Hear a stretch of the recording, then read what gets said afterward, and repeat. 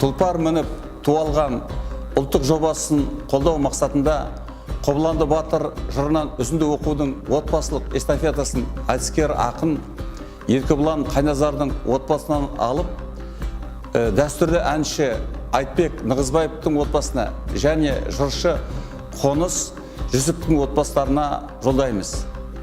Жылқыға бала барған соң, баурап малын алған соң, 90 құлмен естеміз реза тауып қалған соң.